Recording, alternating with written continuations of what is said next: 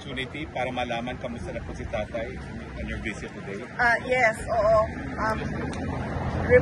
Ni-remind kami no, ng detention unit na merong kailangan sundin na mga conditions sa visit. No? So from now on, bawal kwento kung ano yung mga nangyari sa loob at ano yung mga pinag-usapan sa loob.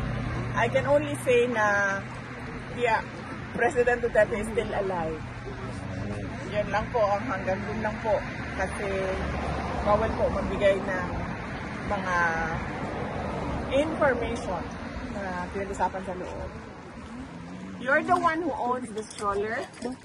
Ha? Ikaw? Si Charlie. Ay, ikaw! Ay, mayroon pa palang mas maliit. Nabasilan. So, but even as to his health, wala pong malita. We're not allowed to give updates. Okay.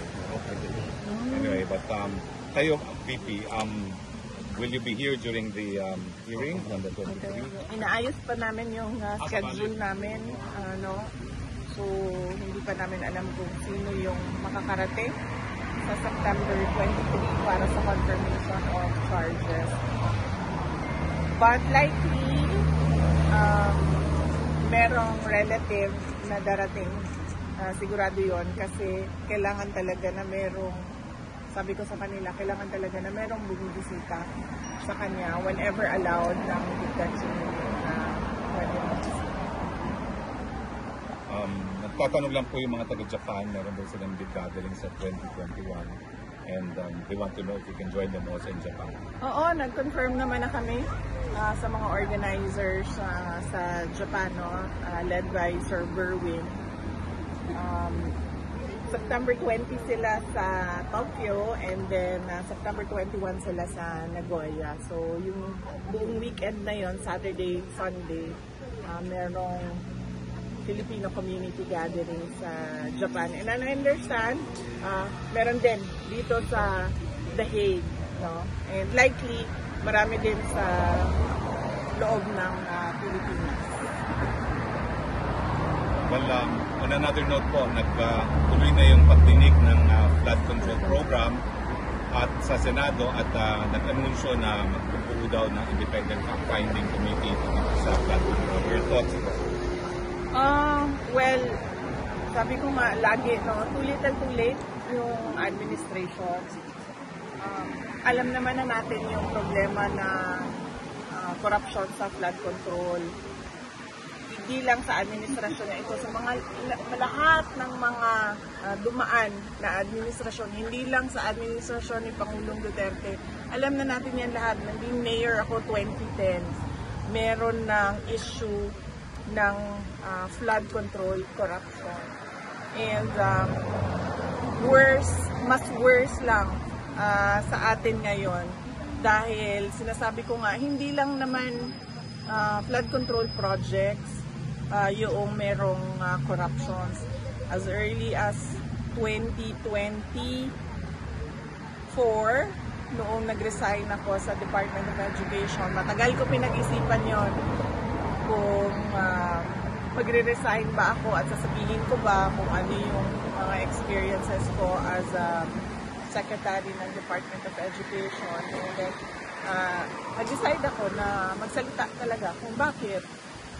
Sinabi ko nga, in-attach yung pinaghati-hatian ng members of the House of Representatives ang SBP, School Building Program budget ng Department of Education. At hindi lang yun, in-attach pa nila yung listahan doon sa House version ng GAB. Pero, and alam yun ni President Marcos, ng BBM, alam niya yun, kasi tinake up din yun during a meeting in Malacanang. Pero he looked the other way. So, magdududa ka kung bakit bigla ngayon ay merong silang palabas na malaking investigation ng flood control projects. Ibig sabihin, meron na naman siguro silang niluluto behind the scenes na syempre hindi natin nakikita dahil lahat tayo nakatutok doon sa flood control corruption. Kung seryoso lang talaga ang presidente, tapos na yan, isang araw lang, matuturo niya lahat ng may kagagawan ng corruption sa budget. Pero, well, as you can see, parang nanonood tayo ng Venezuela. Well, VP, you were once a mayor, and alam namin nandito ka naman sa The Hague, no? But do you plan to meet with Mayor Magalong and the rest of the leadership of the mayors for good governance? Because you had good governance when you were mayor yourself. Wala pa kaming, hindi na pag-usapan at wala pa kaming schedule.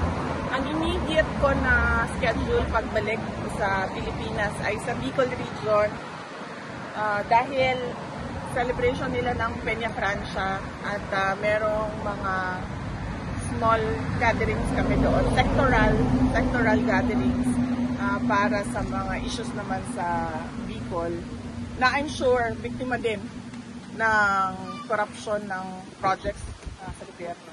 May plans po kayo to meet with Mayor Lenny Robredo while in Francia? Hindi pa namin nagawa yung schedule namin pero yes, gusto sana namin na ma-meet yung mga local government officials ng hindi lang ng Naga, ng entire Bicol region kung kakayanin ng schedule.